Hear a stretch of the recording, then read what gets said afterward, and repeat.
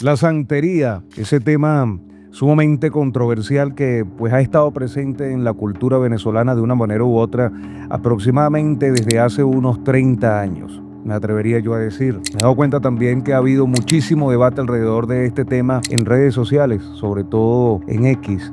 He visto varios posts en donde la gente pues está debatiendo con múltiples argumentos el papel de la santería en Venezuela. Yo soy un gran creyente en las energías y las vibras. Ustedes saben que desde toda la vida yo he pensado que se debería prohibir la santería y la palería en Venezuela porque creo que eso es algo muy cercano a brujería. Y ese tipo de actos de rituales y los sacrificios y las vainas y ponerle tabacos y velas a criminales y asesinos termina trayendo malas energías para el país que lo hace. Hay unos que pareciera incluso que anhelaran que la santería desapareciera de Venezuela, mientras que bueno, hay otro sector poblacional que lógicamente pues la defiende, aunque yo tengo pues la pequeña hipótesis de que no la defienden por la santería en sí misma, sino por lo políticamente correcto de defender la libertad de culto, ¿no? Pero bueno, al día de hoy vamos a tratar de determinar si efectivamente la santería representa una parte importante de eso que algunos llaman la diversidad religiosa. Y más crítico aún, si la santería genera un aporte significativo en la cultura y si se quiere también hasta en la economía venezolana. Así que vamos a ver, la santería en Venezuela es verdaderamente importante. No te lo pierdas.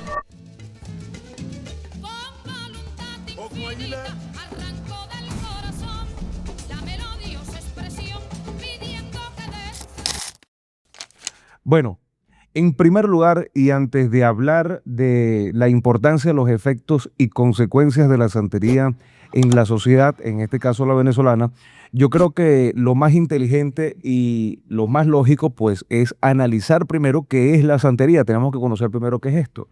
La santería hay que entenderla como un conjunto de creencias que combinan elementos principalmente de la religión yoruba, la cual es originaria de Nigeria, del continente africano, y la practica, por cierto, el pueblo que tiene su mismo nombre, el pueblo yoruba. Y es una combinación entre esta religión y elementos autóctonos de otras zonas geográficas en donde se practique. ¿Cómo es eso? Bueno, por lo menos en el caso de Venezuela, que es el ejemplo, el caso que nos atañe en el presente video, tiene elementos del espiritismo autóctono de Venezuela. Es decir, está presente María Leonza, está presente la corte médica. También incluso algunos llegan a meter en los altares de santería hasta la imagen de José Antonio Páez, el centauro de los llanos, junto a Simón Bolívar, porque claman tienen poderes sobrenaturales. Entonces sí, hay que entender que la santería pues es un conjunto de muchas cosas, aunque el día de hoy vamos a explicar, digamos que la parte, el pilar más importante de la misma. En otro video analizaremos pues esas adiciones en términos de, en términos de sincretismo religioso un poco más moderno, ¿no? En el caso de Venezuela. Ahora, el caso de la santería como tal, para entender qué es la santería, tenemos que ubicarnos en Cuba durante la época colonial. Recordemos que, si mal no recuerdo, en el año 1555 o por ahí, en esa misma década, se decretó que la esclavitud de los indígenas, esclavizar a los indígenas, a los nativos de las Indias occidentales, no era legal, era ilegal esclavizar indígenas en esta época. Los españoles, por supuesto, encontraron la solución más rápida, que fue importar esclavos africanos a este territorio. Y en esta oportunidad en específica, los esclavos africanos provenían de Nigeria, ¿verdad? Y muchos de ellos, la mayoría, eran pertenecientes al pueblo yoruba. Bueno, ahora, la santería como tal, pues es producto de un proceso que se ha dado muchísimas veces en la historia y que es bastante particular y en algunas veces muy complejo. En este caso es un poco más sencillo, pero pues, se caracteriza por ser un proceso bastante lento y complejo, que se llama sincretismo religioso. Para hacer el cuento corto, el sincretismo religioso pues es básicamente la fusión de varios aspectos de dos o más religiones para dar paso a una corriente completamente nueva y distinta de las principales que intervinieron en dicho proceso. La finalidad del sincretismo religioso pues puede variar y en este caso en particular, pues los esclavos africanos sometieron a su religión, perdón, a la religión yoruba a este proceso debido a que los españoles le impusieron obligatoriamente, férreamente y yo creo que desde mi punto de vista necesariamente también el catolicismo, amén también de prohibirles la práctica de su religión. De manera tal que pues la única solución que pudieron encontrar los esclavos fue pues someter a su religión, la religión yoruba, a una serie de cambios que le permitieran camuflajear o poder practicar su religión o su culto de una manera segura y sin levantar la sospecha de los españoles. Bueno, como producto de este sincretismo religioso, pues tenemos tenemos una serie de cambios dentro de la base fundamental de la religión yoruba, que es precisamente lo que da paso al término santería, ¿no? Bueno, tenemos que entender primero que la santería es una religión principalmente politeísta, ¿no? Y fundamentalmente, muy importante, esto tenemos que tenerlo sumamente claro, es oracular, profundamente oracular. Eso quiere decir que pues prácticamente todo lo que es la vida práctica, la vida, digamos, cotidiana del practicante de esta religión, pues se lleva a cabo a través de la adivinación. Sus deidades principales son conocidas como los orishas. Ahora, los orishas son representaciones de fuerzas comunes de la naturaleza. Por eso vemos a orishas que representan, por ejemplo, el fuego, el tambor, bueno, el tambor para significar la música, el rayo, el trueno, el río, etcétera. Estos orishas, estas representaciones de la naturaleza, representaciones de fuerza de la naturaleza, tienen cada uno su representación gráfica dentro de la cultura yoruba, pero también tienen su representación dentro de la corriente, digamos, de la versión sincretizada de la religión yoruba, o sea, la santería. Y precisamente, ¿por qué se estarán preguntando ustedes? ¿Por qué se llama santería? Vamos a verlo.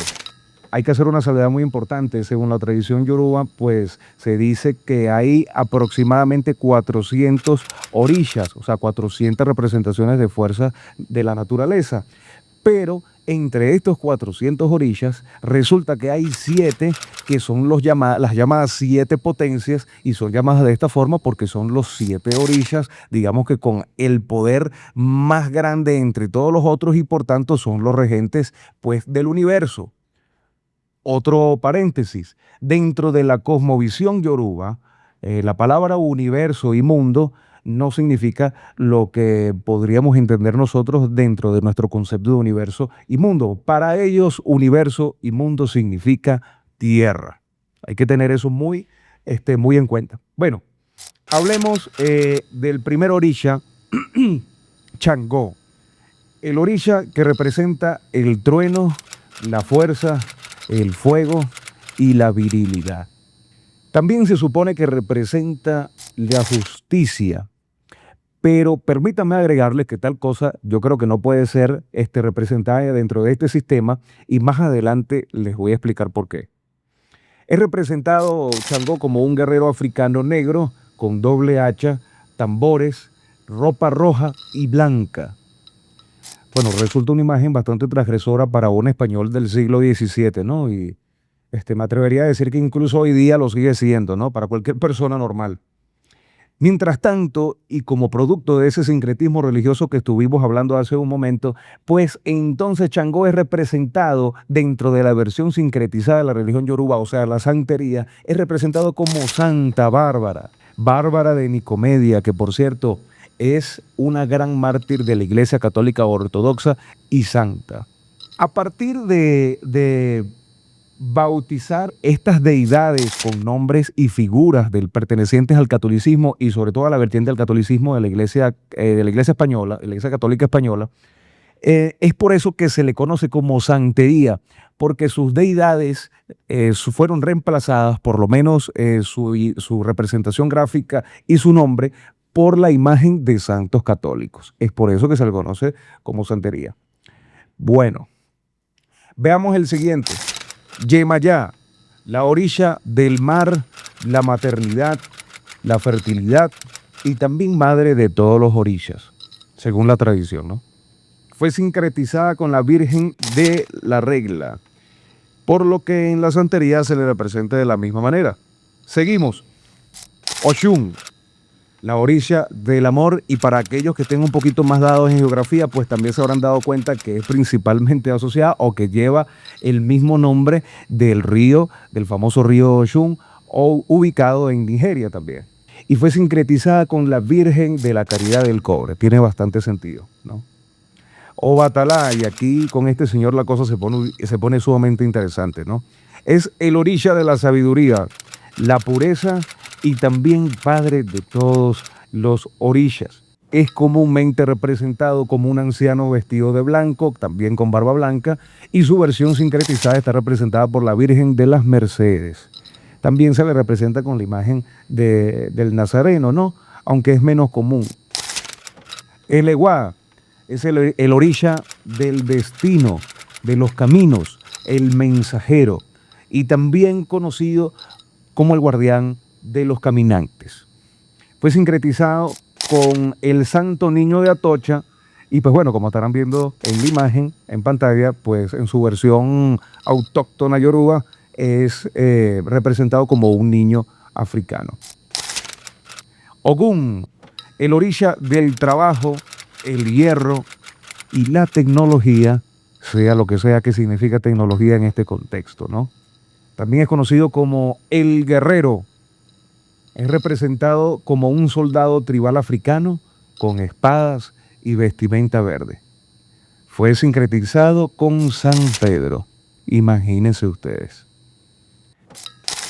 Seguimos, bueno, con el último, Orula. Y por último, no es precisamente el menos importante. De hecho, yo creo que es fundamental para entender la santería como tal y para desarrollar más adelante unos cuantos conceptos que tenemos que tratar, ¿no?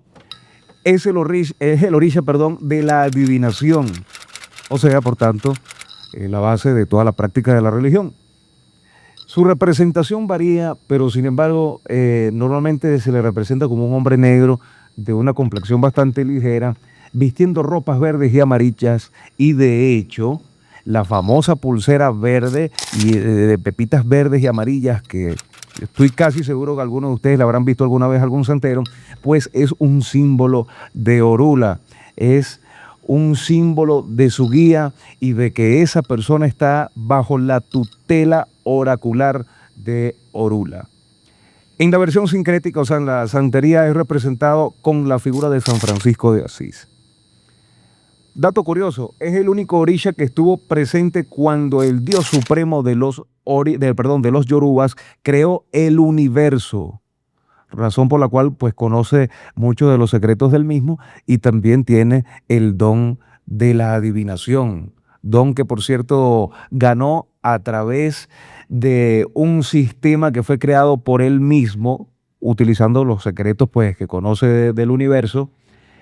Y este sistema de adivinación fue bautizado por él como Ifá.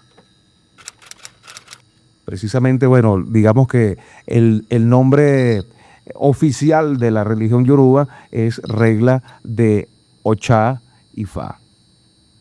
Perfecto. Bueno, tenemos que entender entonces que, como ya les había comentado, estos son los 7 orillas fundamentales, o sea, las 7 potencias.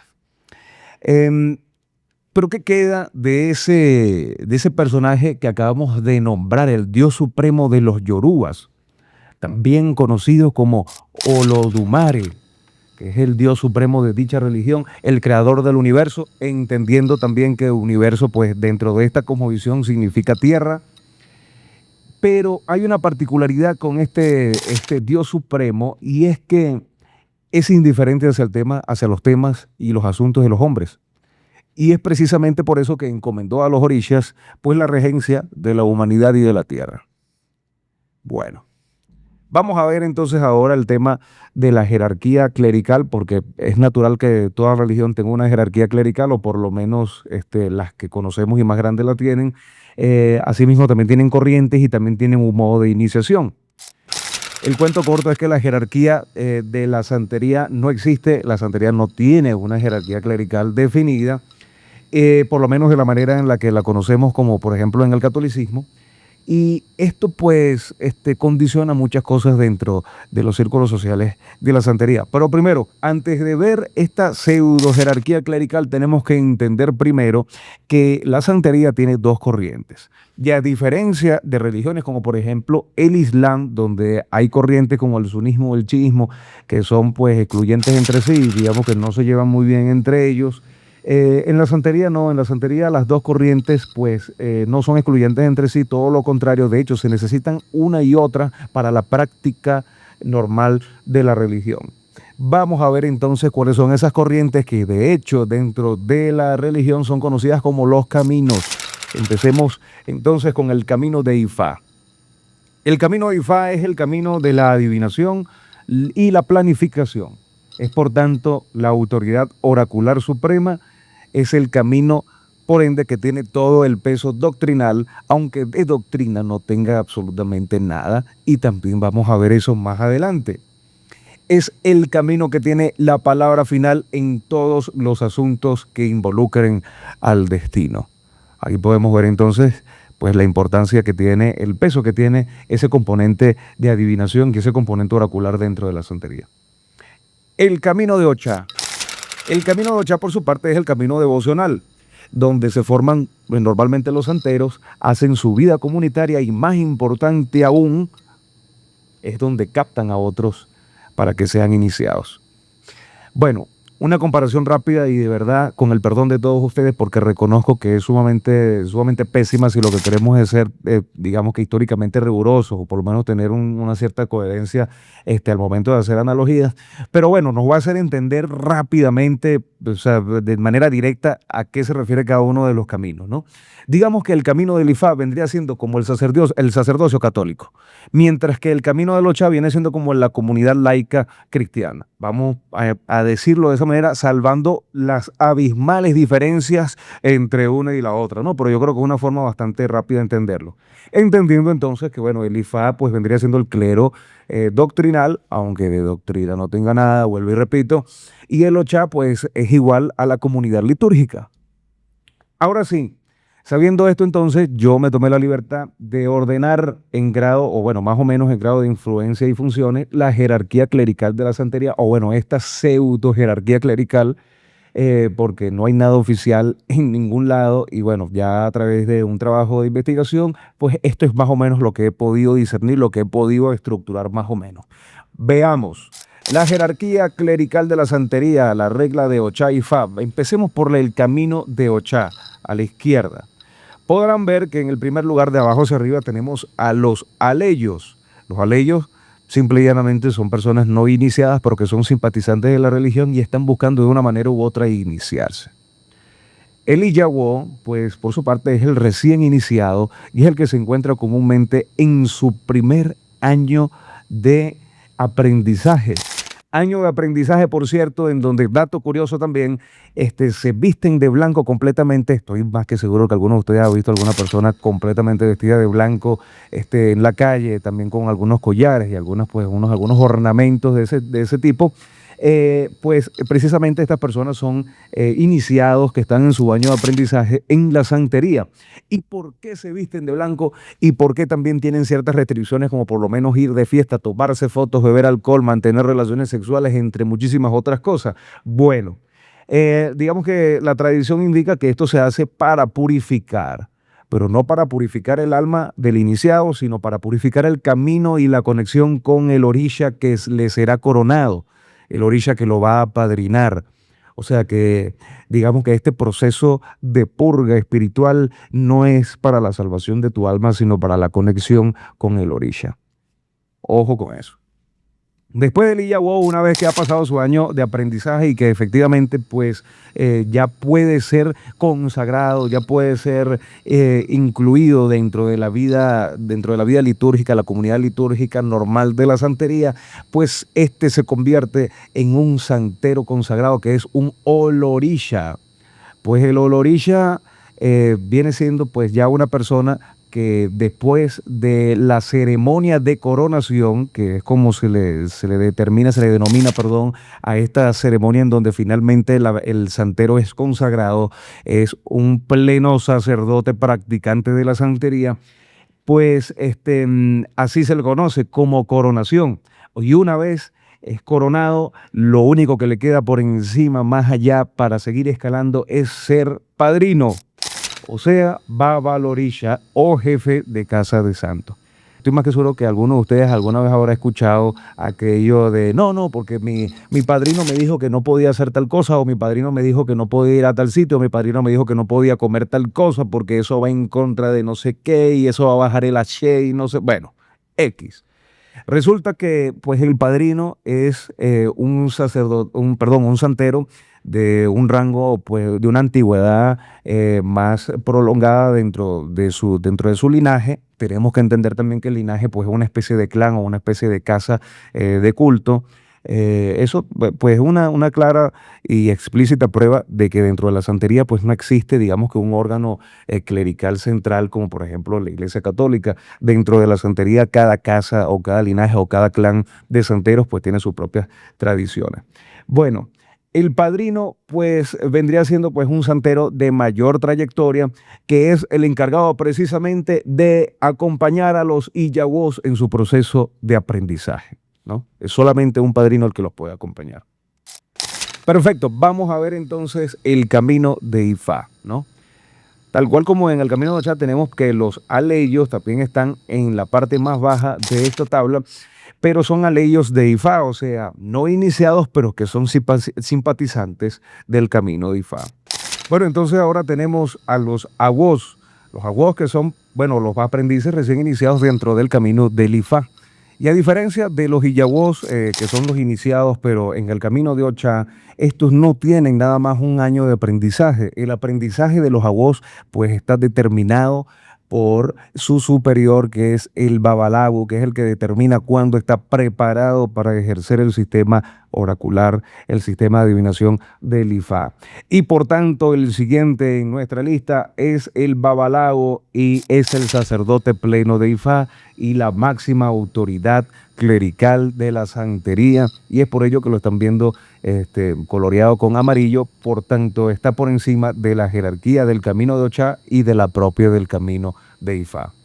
El Babalago, bueno, es fundamentalmente pues la piedra angular de toda la religión. Es él el que dicta pues en todas las sesiones y en todas las ceremonias cómo se va a hacer todo, y es el que hace pues la interpretación del sistema de adivinación. Por tanto, es el que rige el camino de cómo se practica la religión.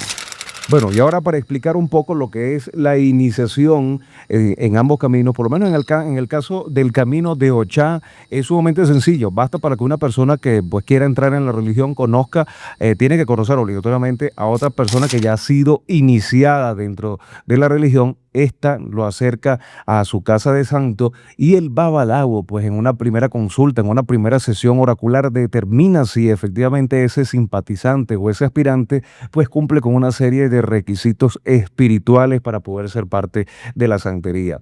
Y si esa persona pues tiene una carga negativa o tiene una gran cantidad de cosas pues que no son compatibles con la filosofía, bueno, la filosofía, con el modo de vida yoruba, pues entonces le niegan la entrada al culto. Aunque déjenme decirles que ese caso es muy poco común, puesto que todos estos procesos de iniciación y estos procesos para convertirse en santero generan unos beneficios económicos muy buenos, y es por eso que pues la tasa de rechazo dentro de la religión es prácticamente que nula, ¿no? A todo el mundo, independientemente de su pasado, independientemente de lo que haya hecho en vida, independientemente, más importante aún, de lo que haga, es aceptado comúnmente dentro de la religión.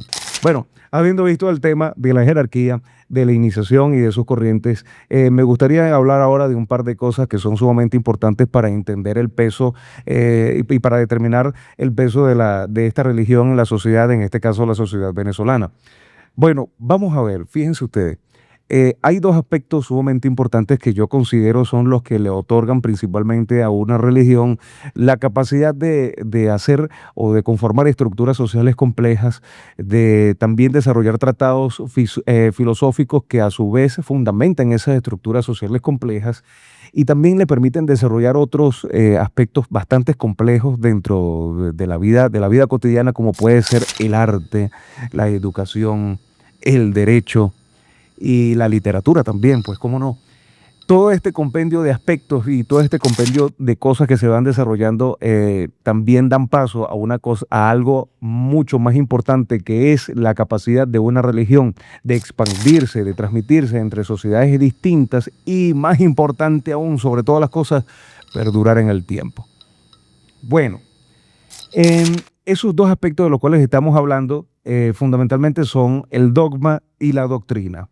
Y para hacerles el cuento bastante corto, bastante resumido, la santería no tiene un dogma definido y tampoco tiene una doctrina definida, y esto se debe a varias razones. Primero, la santería no tiene un texto dogmático, doctrinal, si se quiere también doctrinal, como por ejemplo puede ser la Biblia en el caso del catolicismo, o el Islam, o el Corán en el caso del Islam.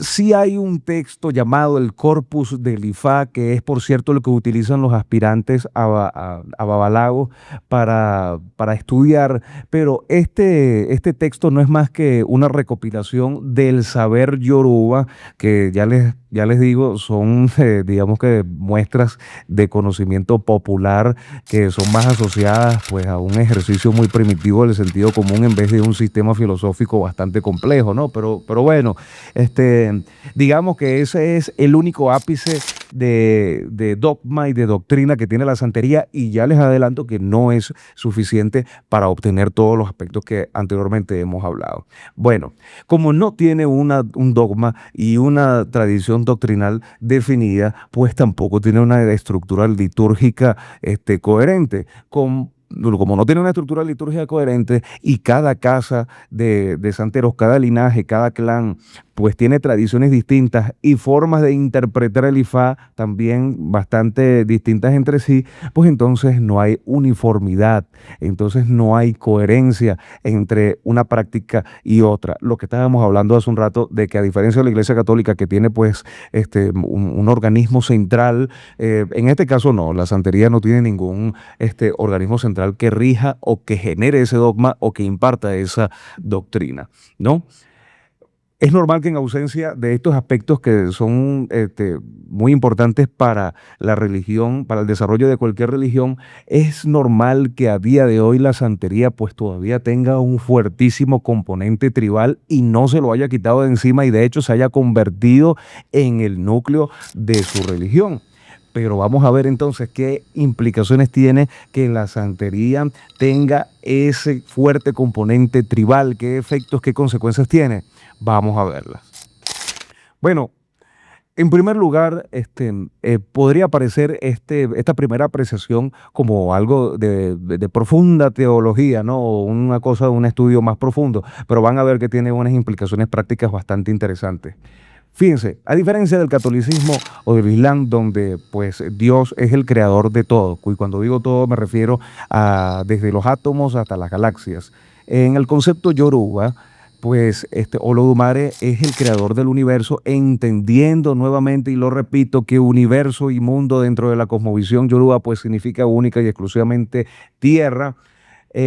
Pues eso propicia que las representaciones de sus deidades pues estén atadas únicamente a fenómenos naturales de la naturaleza. O sea, el poder de sus deidades está restringido a la tierra.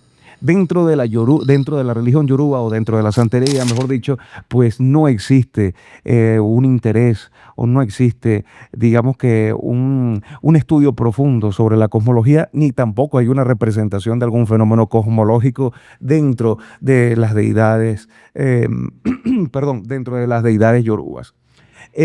Bueno, eso parece bien interesante en la teoría, pero ¿qué implicaciones podría tener eso a nivel práctico?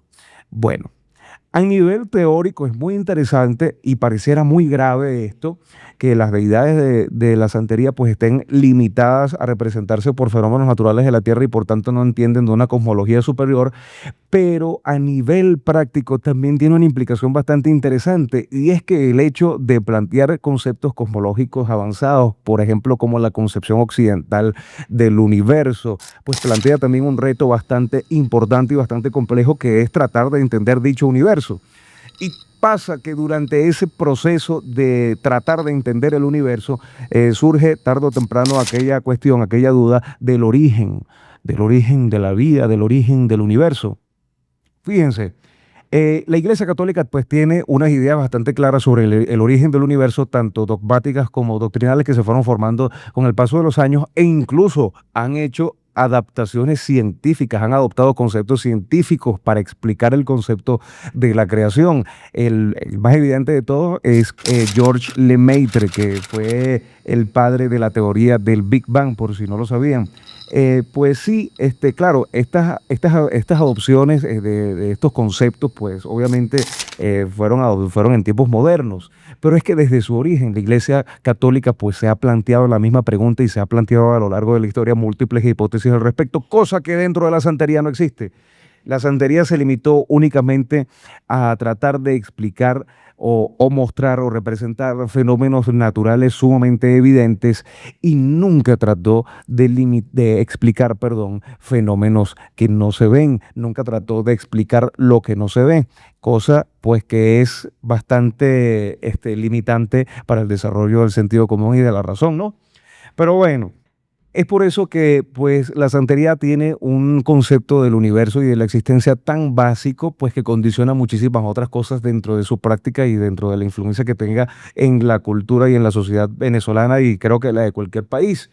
Claro está que la naturaleza de estas dos religiones es la que influye pues en el desarrollo de las mismas. La santería se desarrolló, perdón, la religión yoruba, que es el núcleo pues de la santería, se desarrolló en un contexto geográfico sumamente difícil, en un contexto tribal, aislado del mundo entero, zonas sumamente difíciles de acceder en donde no pasaba el comercio, no llegaba el comercio, cosa que es la antítesis pues de la religión católica, del islam y del judaísmo, por cierto, que son religiones que tienen un fuertísimo componente y desarrollo filosófico, ¿no? Estas religiones sí se desarrollaron pues en una zona geográfica que estaba, digamos que para la época bastante avanzada y pues que no era ajena a las ciencias también, que es una cosa muy importante.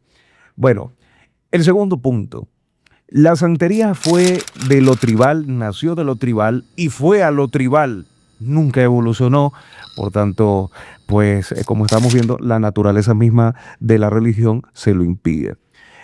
Por todas las razones que hemos visto anteriormente, pues la santería carece de los recursos necesarios para hacer sociedades complejas y es por eso que quedó relegada pues a formar únicamente sociedades muy horizontales, o sea, sociedades tribales y sociedades en donde pues la colaboración colectiva y las tareas repartidas pues son comunes, de sociedades que sabemos que pues funcionaron en antaño en el origen de la humanidad, pero que hoy día pues sencillamente no tienen cabida, ¿no? En el desarrollo de la civilización. Bueno, también aparte de esto, producto de estas falencias, pues este componente tribal propicia mucho estigma sobre la religión y propicia mucho estigma sobre la religión porque lo cierto es que no resulta muy atractiva visualmente, digamos que su identidad visual es bastante fea y las prácticas rituales que se acostumbran para realizar son muy ajenas a las costumbres occidentales, por lo cual nos parecen muy raras y muy ajenas a nosotros, y por eso es que es muy difícil que se proliferen en Occidente, ¿no? Pero bueno, el tercer punto que es muy crítico y es una de las más grandes fallas y falencias de esta religión, que es muy propensa al sincretismo desmedido, a un sincretismo abismal y explícito, casi que obsceno.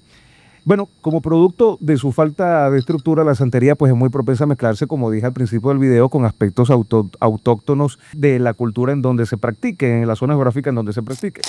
En este caso, pues en el caso de Venezuela, pues he visto muchísimos altares de santería en donde está incluida la imagen de José Gregorio Hernández, imagínense ustedes, o está incluida la imagen de José Antonio Páez y Simón Bolívar también, como les comenté al principio, e incluso también llegan a meter a Pedro Camejo, el negro primero, que lo rebautizaron como el negro Felipe, ¿no? Esa particularidad pues hace que la santería en Venezuela sea una amalgama sumamente espesa y compleja de creencias y de sincretismo, ¿no? Un sincretismo bastante exacerbado. Se le une a la religión yoruba, pues ese componente del espiritismo autóctono, se une también con el palo mayombe, se une también pues con todas las distintas corrientes del espiritismo, como por ejemplo la corte malandra, la corte médica, etcétera, etcétera, etcétera. Pues la santería es muy propensa a mezclarse con todo lo que tenga su misma esencia, con todo lo que tenga su misma aura, ¿no? Con esa aura mística, con esa aura chamánica. Y eso pues es una falencia muy grande, puesto que distorsiona aún más, digamos, que el núcleo teórico y práctico de la religión.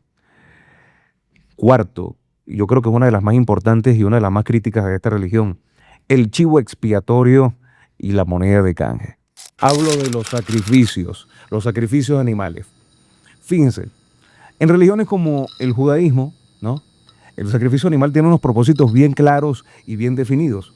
Uno de los más comunes, creo que sí, el más común es el sacrificio expiatorio, en donde se sacrifica un animal para corregir una falta contra Dios, o sea, expiar un pecado. Bueno, en el caso de la santería, el propósito del sacrificio animal es sumamente distinto y sumamente radicalmente bárbaro, ¿no? Diría yo. Pues el propósito principal es alimentar el Aché, o sea, la energía vital de los orishas. Y a través de este acto de alimentar a los orishas con la energía vital que es el Aché, pues estos pueden darle favores a los hombres, pagarle con favores. Y esos favores pueden ser de múltiples índoles. Puede ser de índole económica, puede ser correspondiente a la salud, al amor. Y dependiendo del babalao y pues de las costumbres del linaje, también puedes pedir que se te favorezca con alguna venganza o con algún mal para un enemigo.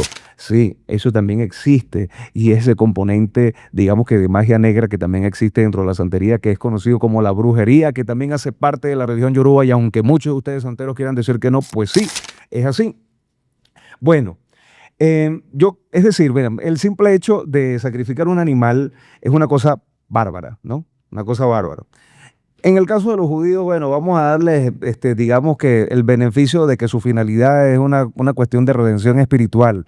Pero y en el caso de los santeros, en donde prácticamente se están negociando con lo divino y se está utilizando a la vida de un animal, independientemente del animal que sea, no con propósitos, digamos, que loables o nobles, como por ejemplo alimentarse, sino nutrir a lo divino, nutrir a lo oculto y negociar con ello, y utilizar la vida de un animal como ficha de canje.